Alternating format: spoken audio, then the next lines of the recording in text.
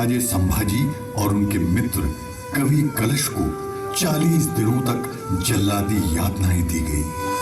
धर्मांतर और उनके स्वाधीन गढ़ औरंगजेब को सौंपने के लिए उन्हें प्रताड़ित किया गया,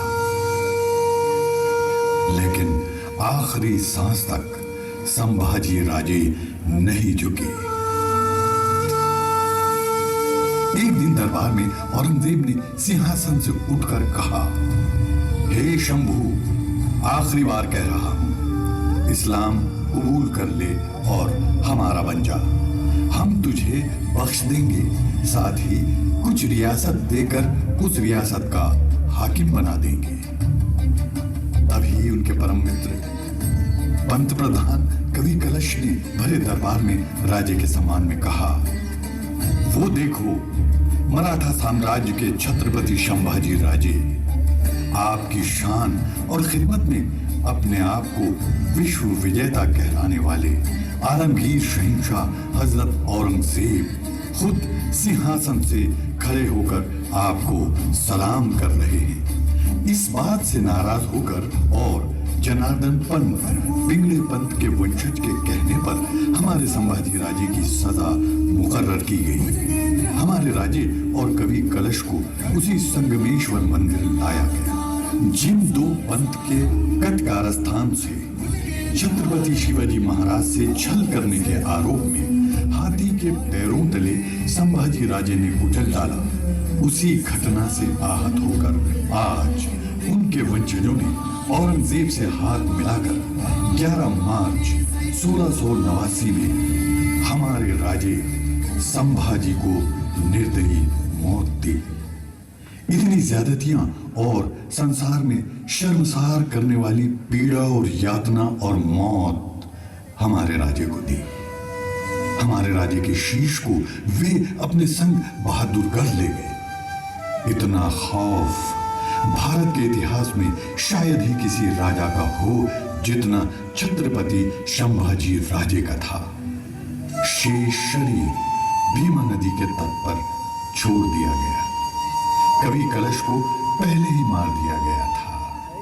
ब्राह्मणों में श्रेष्ठ चारवाक मित्रों में एक मित्र उच्च कोटि गंगावासी ब्राह्मण कवि कलश मर मिटे अपने राजे संभाजी पे।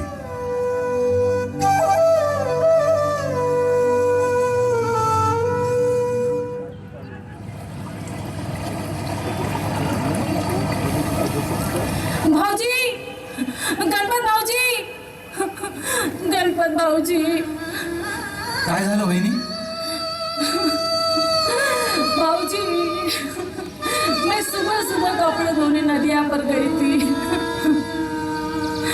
तो मैंने वहां कुछ मुगल और गद्दार पंथ को हमारे राजे का शीश ले जाते देखा।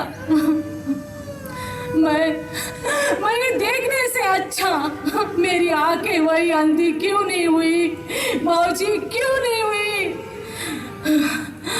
उनके मित्र पंत प्रधान कवि कलश का मृत शरीर मंदिर के ऊपर पड़ा है भाऊजी, पड़ा है। मंदिर के चारों ओर कौन ही कौन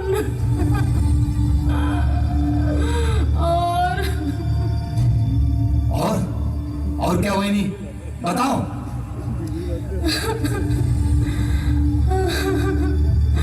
हमारे राजे के शेष शरीर को भीमा नदी के तट पर जंगल में छोड़ गए।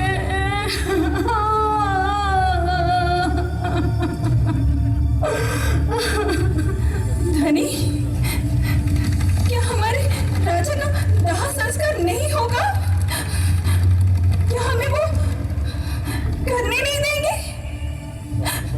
हमारा जीवित होकर क्या अर्थ है धनी?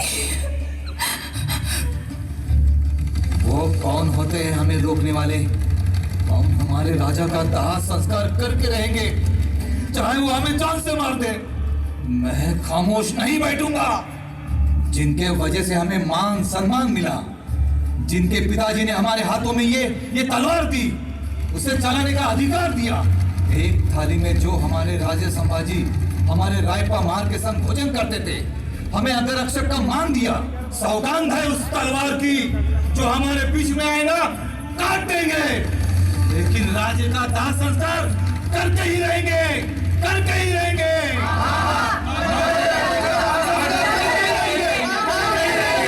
जय शिवाजी, जय संभाजी, हर हर महादेव।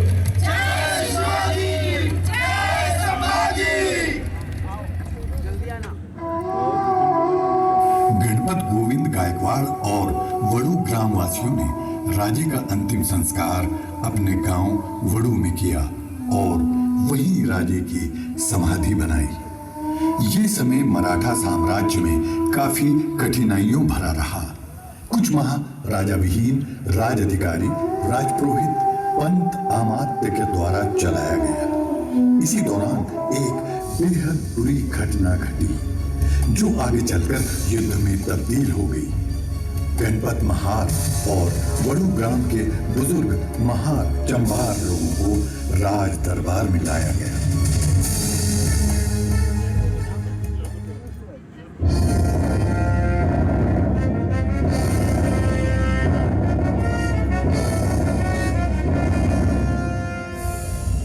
क्या गणपत, तुमने हमारे राज्य अधिकारी की पत्नी पर बुरी नजर डाली? नहीं श्रीमंत, हम छत्रपति संभाजी राजे की कसम खाते हैं कि हमने गुनाह नहीं किया। रानी, विस्तार से बताओ आपके संग क्या हुआ? हम क्या बताएं श्रीमंत, बस ये मानिए कि हम बड़े मुश्किल से बच गए। नहीं तो ये गणपत हमें कहीं मुंह दिखाने के लायक ही नहीं छोड़ता। अगर आपको कोई संदेह है तो आप दासी से पूछिए। दासी, उस दिन क्या हुआ था? महाराज, रानी को नदिया जंगल देखने की इच्छा हुई तो हम जंगल की तरफ निकल गए, तो रानी जी को बहुत बड़े बड़े पैर के निशान दिखे। उन्हें जिज्ञासा हुई कि ये किस जानवर के पैर होंगे, इसलिए हम जंगल के भीतर चले गए। तो हमने देखा कि वो जानवर के नहीं, इस गणपत के पैर के निशान थे। पहले तो इसने रानी जी को देखकर मोटी मोटी आंखों से घुराया, जैसे कि रानी जी को खा जाएगा। फिर पान खाकर थूका। रानी ने कहा, बड़े दुष्ट हो, आदर क्या है नहीं जानते, अभी बंदी बना लेंगे। तो ये कहे, मैं इस जंगल का राजा हूँ, अभी चाहे तो तुम्हें बंदी बना लेंगे।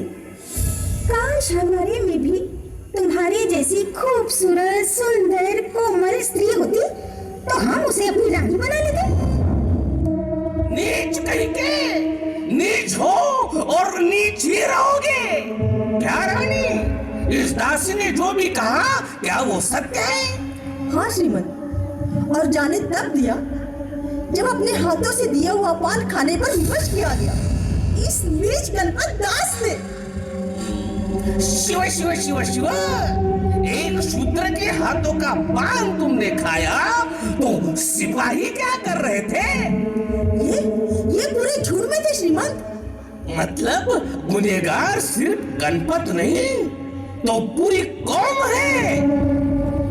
आज से महार, अति शूद्र गले में मटका डालकर ही नगर में प्रवेश करे।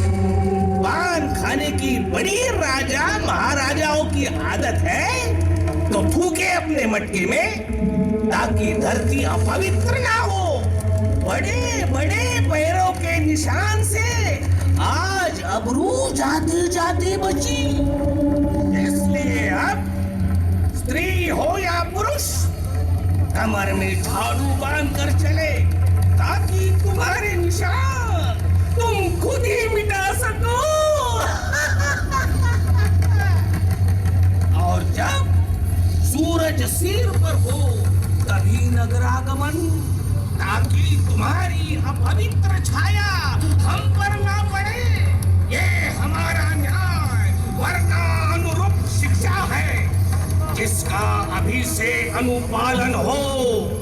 और हाँ, इस गणपत की गर्दन धड़ से अलग कर दी जाए ताकि फिर कोई दूसरा ऐसा दुस्साहस न कर पाए। नहीं माँ बाप, नहीं, ये गलत है। रहम करिए माँ बाप। आप मेरे पति को इसलिए सजा देना चाहते हो क्योंकि जो तुमने करना चाहिए था वो तुमने नहीं किया। वो राजनिष्ठा मेरे पति ने रखी, राजे का दाह संस्कार करके दिखाया। इतिहास तुम्हें कभी माफ नहीं करेगा, कभी माफ नहीं करेगा। ए पागल नारी, दूर हट। शांत हो जा गौरी, शांत हो जा। मेरी समाधि मेरे राजे संभाजी के पैरों के नीचे बनाना। गर्दन काट दी जाए। जय शिवाजी, जय संभाजी।